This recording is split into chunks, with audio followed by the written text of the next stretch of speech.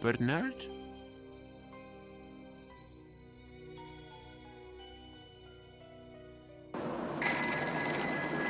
You've caught me amidst a rather noisy experiment. Speak loudly, and quickly. We've had a break-in at Mr. Henry's corner store. Someone smashed through the front and took the cash from the register, while the old man was cleaning up in back. My empathy is unreliable, Detective. Appeal to my curiosity. All right, that's more than I was calling for anyways. The shop doesn't have any security cameras, but based on CCTV footage around the area, we have 3 suspects in the vicinity. I have them at the shop for questioning, but haven't cracked the culprit yet. Missing money and a dumbfounded detective. Perhaps I should elaborate on what I meant by curiosity. How's this then? Henry thinks it was the ghost of his late partner Bernard Shaw. The man died weeks ago, but tonight, Henry swears he came back. Now that is a twist I should enjoy unraveling. I'll be at the station shortly. Cash drawers empty, windows smashed in, no prints, but there's a curious smudge on the counter. It wasn't there before, and it's, look at it, grey, metallic, ghostly even, like ectoplasm. Ectoplasm. Did you really just suggest ectoplasm? Holmes! Look, I know this must sound crazy. I never even believed in ghosts before tonight, but it's not just that strange greasy substance, the coins are still here. Bernard hated carrying coins, called them the poor man's burden. This shop was everything to him in life, and I fear he's come back. And the shattered window? I assume, then, that Bernard's ghost no longer had his key to the shop? I can't believe I'm saying this either, but I just had the window redone and removed Bernard's name from the window. I know London's known for ghost stories, but I never thought I'd be part of one. Let's not jump to such fantastic conclusions just yet. I have a more terrestrial approach to deduction that served me quite well. Lestrade, you say there were 3 suspects you've confirmed nearby when the theft occurred? I've got them waiting.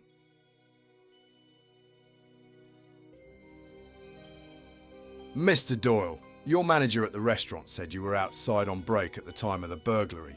His security footage showed you leaving for about 20 minutes altogether. Mind telling us what you were up to? Yeah, I had a smoke break by the waste bins. Not hurting anyone else back there, right? What did you witness from your view of the store? Well, I wasn't really looking over there. I was just minding my business. I heard a crash though. When I looked up, I saw someone bolt down the alley. I don't know if they had anything to do with it though. Could you describe them? It all happened pretty fast. They might have been wearing a hoodie. Medium build, I think. Could have been anyone. Maybe it really was old Bernard's ghost. Did you alert anyone? Figured someone else would. I had to get back to work. I mean, I don't want to get wrapped up in this and have Bernard haunting me too. Is that a genuine concern for you? Well, I didn't do anything to upset the old man, but if Mr. Henry's got a problem, I don't want any of it. Well, you'd be wise to hide the bulge in your wallet, then. I understand this spirit may be of the greedy variety. Oh, that's just from my tables tonight.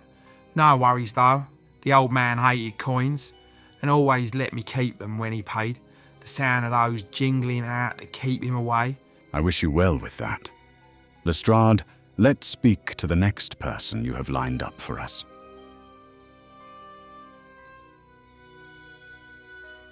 Miss Hart, you were delivering nearby a crime scene tonight.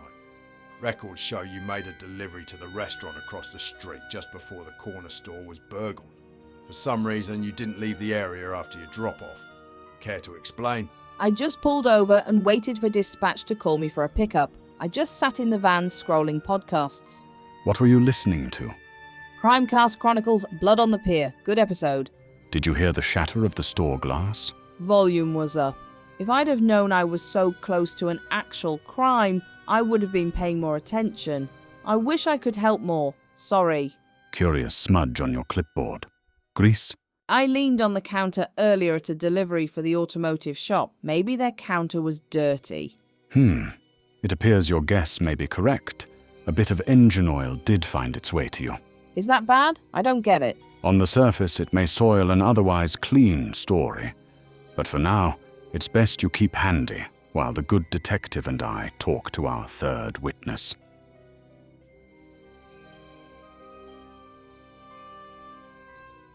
Mr. Frank Shaw. He's Bernard's brother, Sherlock. I haven't spoken to Bernard in 10 years. I've got nothing to do with him or his old shop. And yet you were seen on CCTV footage walking near it tonight. I walk that block every night after work. Keeps the legs from cramping. And you do so covered in grease? Motor grease from a crankshaft on a 97 Ford Escort. Just swap the front belt. Want a receipt? The detective may want to sort that later. I'm curious about your relationship to your brother's former partner. Have you two been on the outs recently? My brother didn't have the good sense to handle his affairs in advance. Old Mr. Henry took advantage of that and assumed full ownership of the shop, cutting the family out. Now, like I said, I haven't had anything to do with my brother. He wasn't easy to deal with. He used to say arrogant things like jangling coins are the sound of poverty, if that gives you an idea. But I'd be understating it to say I wasn't friendly with Mr. Henry either.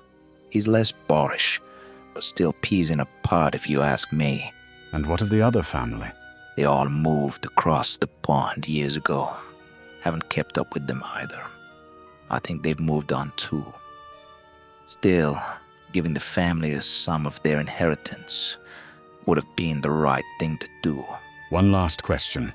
What are your thoughts on ghosts? Bolognese. History is full of bad men doing terrible things. If ghosts really haunted the living, they'd be a noisier burden than traffic. Excellent point. Lestrade, let's speak in private. All right, Sherlock. You've heard them all. None confessed. None needed to. The guilty one slipped just enough. So? Per usual, Sherlock figured it out. Do you know who the culprit is? Is it... Suspect number 1, Liam Doyle. Suspect number 2, Janelle Hart. Suspect number 3, Frank Shaw. Pause if you like, but I'm ready to find out who did it. Okay, Sherlock, care to enlighten the room? Mr. Doyle, you mentioned seeing a hooded figure flee the scene. Yeah? Yet no camera, yours or the restaurant's, caught such a person. No other witness saw them either. Could have slipped by. Could have. But then you referenced Bernard's ghost. You named Mr. Henry's suspect before anyone had mentioned it aloud. Henry hadn't told you. Lestrade hadn't. I certainly hadn't. Yeah, so what? So it means you didn't just witness the crime, you shaped its story. Mr. Henry was never a believer in such things, but you knew enough to stage the scene properly. You planted coins, smashed the glass with Shaw's name removed, conceived in advance, but acted upon in haste when the opportunity presented itself. You planted the ghost, and you counted on everyone believing it, especially Henry. And the money? You may confirm with the manager, but the swollen wallet isn't from tonight's tables. No doubt Liam saw enough business at the store to know the drawer would be full. Greed so reliably makes opportunists out of small minds. You can't prove any of that. You're right. But your story already betrayed you. Detective Lestrade will do the necessary proving. So the ghost was a smokescreen. A bit disappointing, I'll admit. A useful myth. We often outsource guilt to the dead. They're the least likely to contest it. Wait a minute, Sherlock. What about the grease? Wasn't it a clue? Not a clue. It was a truth, just not about the thief. The drawer failed under stress. This is machine grease, bearing oil, mixed with fine metallic grit. Likely from the register's broken drawer itself. So not from the thief? Unless they have a ball-bearing heart, no Lestrade. This was a simple flesh-and-blood theft born of greed and betrayed by human error. Well, I guess this will be a bit easier to explain in the paperwork anyway. Let's go, Liam.